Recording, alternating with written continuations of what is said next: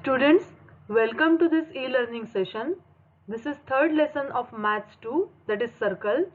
Here we are going to cover the points, circles passing through 1, 2 or 3 points, secant and tangents, tangent theorem, converse of tangent theorem and problems based on these theorems.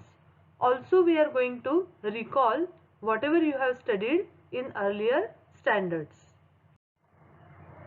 Students, you have learned about the center of the circle, radius, diameter, chord of the circle, arc of the circle. Here the circles are having equal radius. The circles with equal radius are called as congruent circles.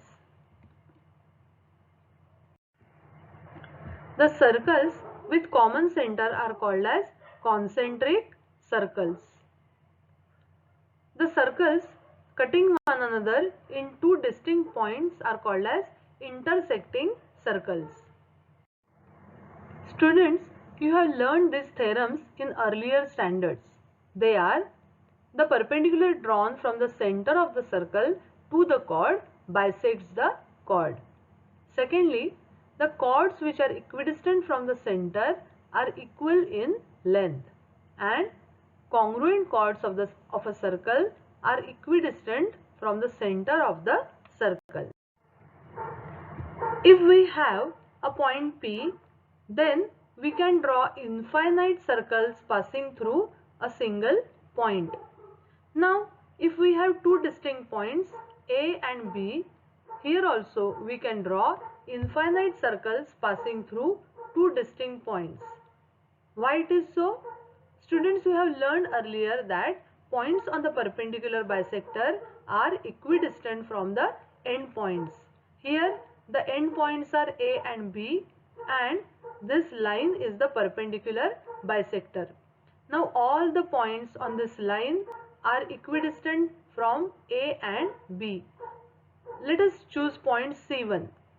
If we will consider C1 as the center of the circle and the radius as C1A, then we can draw a circle passing through points A and B. Likewise, if we will choose any point on this perpendicular bisector and radius A to that point, then we can draw again infinite number of circles passing through two distinct points. Now the circles passing through 3 points. If the points are non-collinear, like point A, B and C, then there is a unique circle passing through the 3 non-collinear points. But consider if the points are collinear, then no circle can pass through 3 collinear points. Secant and tangent. Here there is no point common between the circle and the line, but in second figure there is only one point, that is point M, which is common between the circle and line Q, and in this figure there are 2 points, point A and B, common between the circle and line R. Here this line Q is called as tangent to the circle. Here the line R is called as secant of the circle. Now the tangent theorem. A tangent at any point of a circle is perpendicular to the radius at that point of contact. I repeat, a tangent at any point of a circle is perpendicular to the radius at that point of contact. Means we have to prove that line L is perpendicular to OA. What is given? Line L is tangent to the circle, and what we have to prove? We have to prove that line L is perpendicular to OA. In this proof, we are going to use indirect method. We have to prove that line L is perpendicular to OA, but we are going to assume that line L is not perpendicular to OA. Then there must be some other line segment OB which is perpendicular to line L. Now we are going to make construction. We are going to take point C on this line L, so that A dash, B dash, C and BC is equal to BA. Let us continue. Now here we are going to prove that these two triangles are congruent. BC is equal to BA by construction.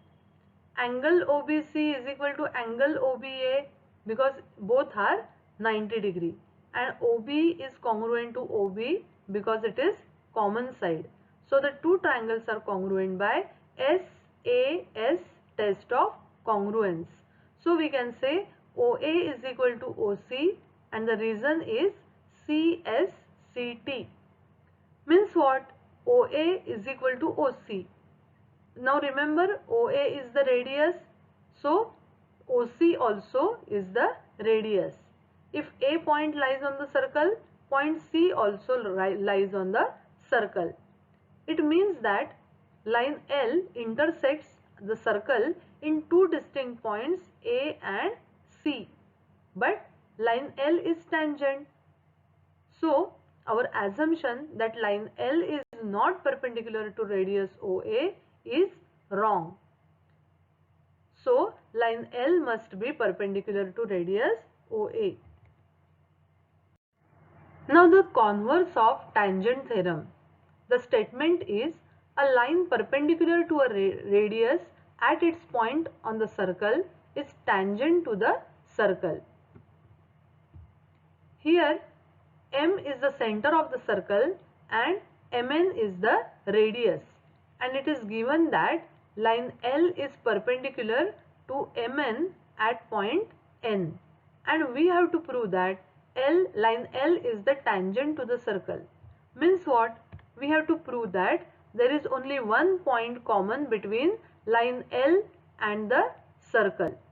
So let us prove it. In triangle MNP, angle N is right angle. So MP is the hypotenuse.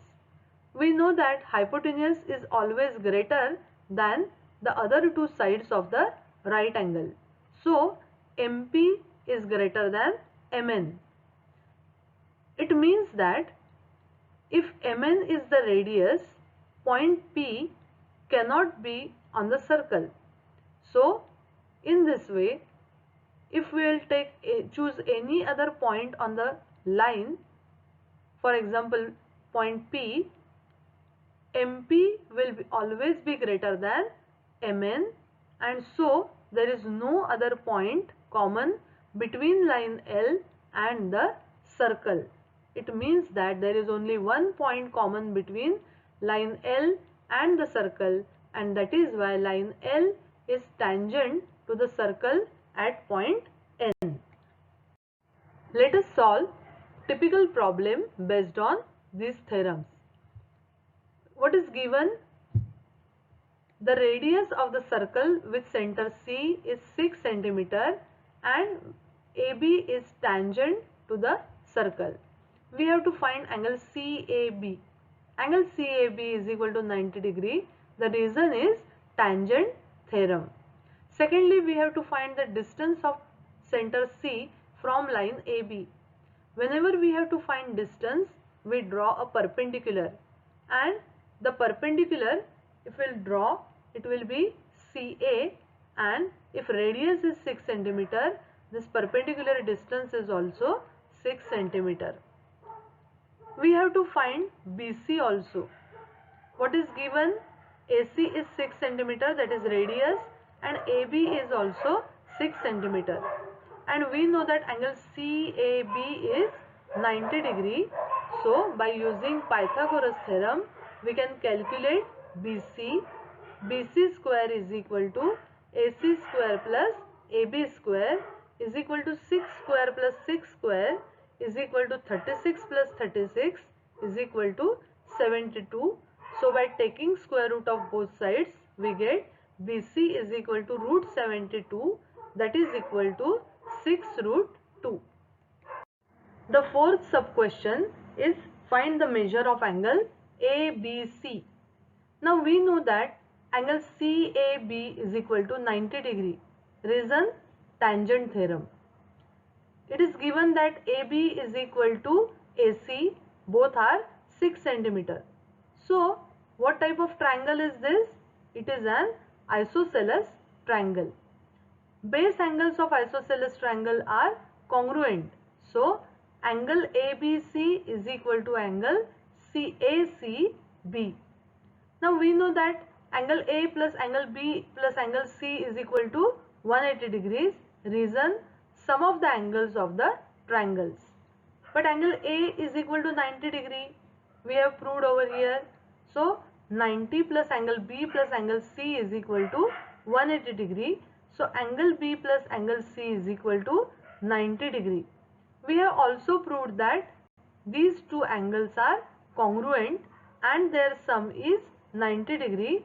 So each of them will be 45 degree.